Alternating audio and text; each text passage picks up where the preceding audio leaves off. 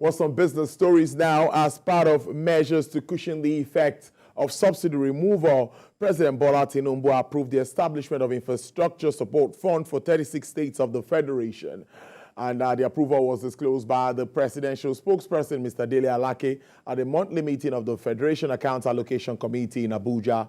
The new infrastructure fund will enable states to intervene and invest in critical areas of transportation, including firms, farmer markets, to roads improvements, agriculture encompassing livestock and ranching solutions, healthcare, education, especially basic education, power, water resources that will improve economic competitiveness and job creation and deliver economic prosperity to Nigerians. The committee commended President Bola Tinubu for the bold decision to remove petrol subsidy and, more importantly, for providing support to states to cushion the effects of subsidy removal.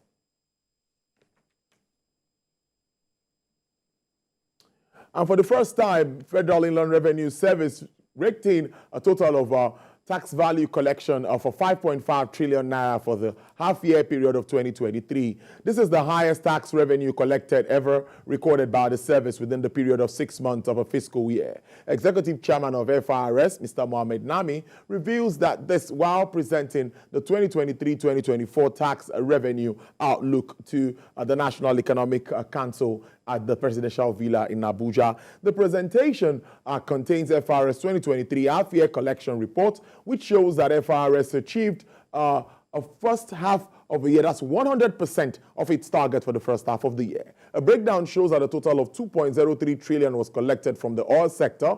Non-oil tax collections stood at 3.76 trillion naira. The FIRS boss further stated that 1.65 trillion naira was collected for the month of June, highest in a single month. And Afrinvest West Africa Limited says federal government will be saving about 2 trillion naira as a result of the removal of fuel subsidy. The financial advisory services provided firm said this at its mid-year investment parley in Lagos.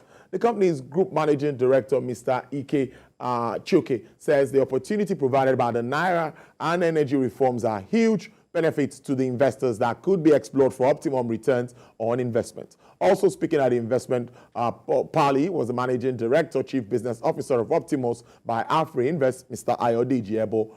He said savings from the subsidy removal should be tied to specific projects that will add value to the people and to the economy, and are calling for investment in infrastructure that will promote ease of doing business. Coming into 2023 with the new government coming in, scheduled, given the election cycle, whoever won needed to sort of throw away some of the, I will use the word, inconsistent policy instruments that Nigeria has been using for many years. And by discarding those policy instruments, it's going to cause some initial difficulties. You know, like I talked about, the multiple exchange rate regime was very disingenuous, very bad for domestic investors as well as for international investors. The fuel subsidy, again, a policy that has gone totally off kilter, wasn't working. And there are still many areas of the economy where you find, inefficiencies. It wasn't a level playing field for all participants in those sectors.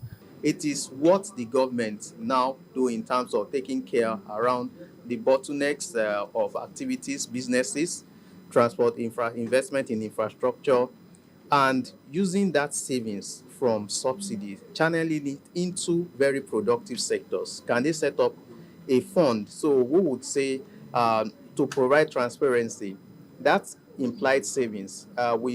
They've done it on project bonds like the Sukuk. When you travel, you see what those funds are used for. Set up that fund, ring-fence it, and whatever savings is channeled into productive sectors.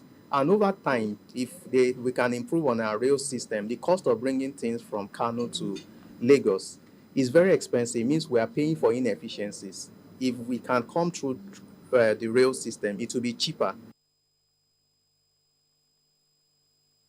The Federation Accounts Allocation Committee has shared a total of 907.05 billion naira for June Federation accounts revenue to the federal government, local government councils, and state governments. This was disclosed by by the issued at the end of FAC meeting for the month of July. The meeting was chaired by the Accountant General of the Federation, that's Dr. Oluwatoyin Maidem. In a communique, the 907.05 total distributable revenue comprised distributable statutory revenue of 301.5 billion naira, distributable value added tax revenue of 273.23 billion naira, electronic money transfer revenue of 11.4 billion naira, and included exchange difference revenue of 320.89 billion naira. From the total distributable revenue of 907.05 billion naira, the federal government received 345.56 billion naira, state governments got 295.95 billion naira,